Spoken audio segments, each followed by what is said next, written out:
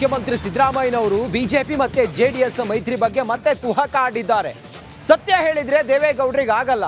ಈ ಹಿಂದೆ ಮೋದಿ ಗೌರ್ಮೆಂಟ್ ಬಂದ್ರೆ ದೇಶ ಬಿಡ್ತೀನಿ ಅಂತೇಳಿ ಹೇಳಿದವರು ದೇವೇಗೌಡರು ಅಂತ ಹೇಳಿ ಎಲ್ಲ ಟೀಕೆ ಮಾಡಿದ್ದಾರೆ ಸಿದ್ದರಾಮಯ್ಯನವರು.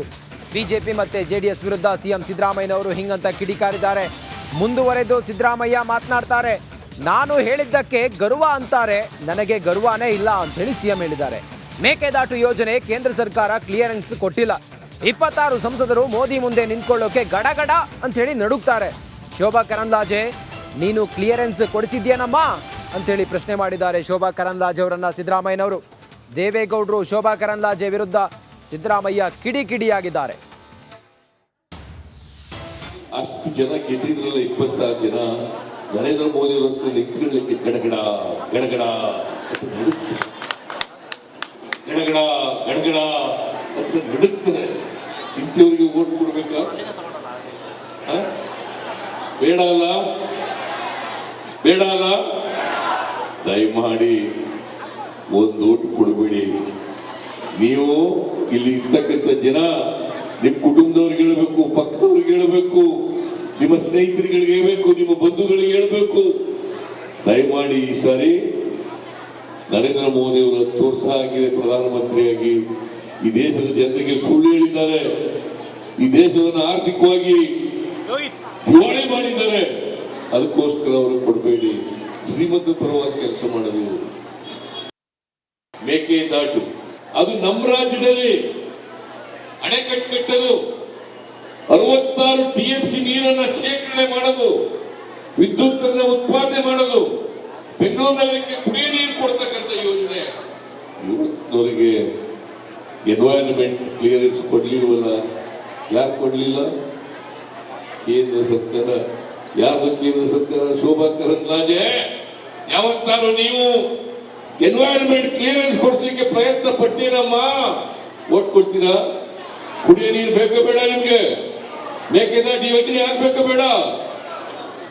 ನರೇಂದ್ರ ಮೋದಿಜಿ, ನೀವೇನಾದ್ರು ಮತ್ತೆ ಪ್ರಧಾನಮಂತ್ರಿ ಆಗ್ಬಿಟ್ರೆ ದೇಶನೇ ಬಿಟ್ಟು ಬಿಡ್ತೀನಿ ನಾನು ಅಂತ ಹೇಳಿ ಯಾರು ಹೇಳಿದ್ರು? ಇದನ್ನ ದೇವೇಗೌಡರು ಇನ್ನೂ ಒಂದು ಹೆಜ್ಜೆ ಮುಂದೆ ಹೋಗಿ ಹೇಳಿದ್ರು.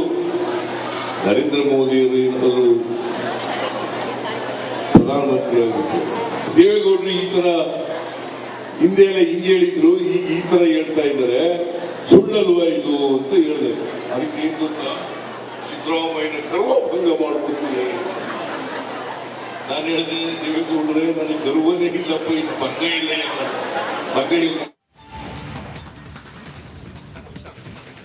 ಮಂಡ್ಯದಲ್ಲಿ ಎಲೆಕ್ಷನ್ಗಾಗಿ ಕಾಂಗ್ರೆಸ್ ಹಫ್ತಾ ವಸೂಲಿ ಮಾಡ್ತಾ ಇದೆ. ಈಗಾಗಲೇ ಗಣಿ ಮಾಲೀಕರಿಂದ 15 ಲಕ್ಷ ರೂಪಾಯಿ ಸಂಗ್ರಹ ಮಾಡಿದೆ. ಕಾಂಗ್ರೆಸ್ ಪರ ಕೆಲಸ ಮಾಡುವಂತೆ ಚುನಾವಣಾ ಅಧಿಕಾರಿಗಳಿಗೆ ಪಾಠ ಬೇರೆ ಮಾಡ್ತಿದ್ರಂತೆ. ಮಾಜಿ MLC ಮರಿತಿಪ್ಪೇಗೌಡ ಹಾಗೆ ಕಾಂಗ್ರೆಸ್ ವಿರುದ್ಧ ಆರೋಪ ಕೇಳಿ ಬರ್ತಾ ಇರುವಂಥದ್ದು. JDSನ ಮಾಜಿ ಶಾಸಕ ಸುರೇಶ್ ಗೌಡ ಗಂಭೀರ ಆರೋಪವನ್ನ ಮಾಡ್ತಾ ಇದ್ದಾರೆ.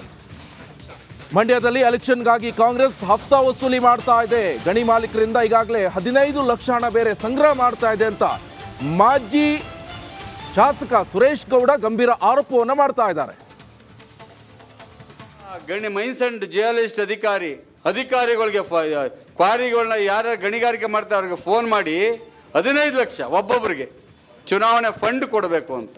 ಇವತ್ತು ಎಲ್ಲ ಡಿವಿಷನ್ಗಳಲ್ಲಿ ಇರಿಗೇಷನ್ ಇರ್ಬೋದು, PWD ಇರ್ಬೋದು, ಸೀನಿಯಾರಿಟಿ ಇಲ್ಲದೆ ಇದ್ರು ಸಹ 29 ಕೋಟಿ 10% ಕಲೆಕ್ಟ್ ಮಾಡಿಕೊಂಡು ಇವತ್ತು ಕೊಟ್ಟಿದ್ದಾರೆ. ಒಬ್ಬ ಗಣಿ ಮೈನ್ಸ್ ಅಂಡ್ ಜಿಯಾಲಜಿಸ್ಟ್ ಅಧಿಕಾರಿಗಳಿಗೆ ಕ್ವಾರಿಗಳನ್ನ ಯಾರ್ಯಾರು ಗಣಿಗಾರಿಕೆ ಮಾಡ್ತಾರೆ ಅವ್ರಿಗೆ ಫೋನ್ ಮಾಡಿ 15 ಲಕ್ಷ ಒಬ್ಬೊಬ್ಬರಿಗೆ ಚುನಾವಣೆ ಫಂಡ್ ಕೊಡಬೇಕು ಅಂತ. ಇವತ್ತು ಎಲ್ಲ ಡಿವಿಷನ್ಗಳಲ್ಲಿ ಇರಿಗೇಷನ್ ಇರ್ಬೋದು, PWD ಇರ್ಬೋದು, ಸೀನಿಯಾರಿಟಿ ಇಲ್ಲದೆ ಇದ್ರು ಸಹ 29 ಕೋಟಿ 10% ಕಲೆಕ್ಟ್ ಮಾಡಿಕೊಂಡು ಇವತ್ತು ಕೊಟ್ಟಿದ್ದಾರೆ. ಒಬ್ಬ ಗಣಿ ಮೈನ್ಸ್ ಅಂಡ್ ಜಿಯಾಲಜಿಸ್ಟ್ ಅಧಿಕಾರಿಗಳಿಗೆ ಕ್ವಾರಿಗಳನ್ನ ಯಾರ್ಯಾರು ಗಣಿಗಾರಿಕೆ ಮಾಡ್ತಾರೆ ಅವ್ರಿಗೆ ಫೋನ್ ಮಾಡಿ 15 ಲಕ್ಷ ಒಬ್ಬೊಬ್ಬರಿಗೆ ಚುನಾವಣೆ ಫಂಡ್ ಕೊಡಬೇಕು ಅಂತ. ಇವತ್ತು ಎಲ್ಲ ಡಿವಿಷನ್ಗಳಲ್ಲಿ ಇರಿಗೇಷನ್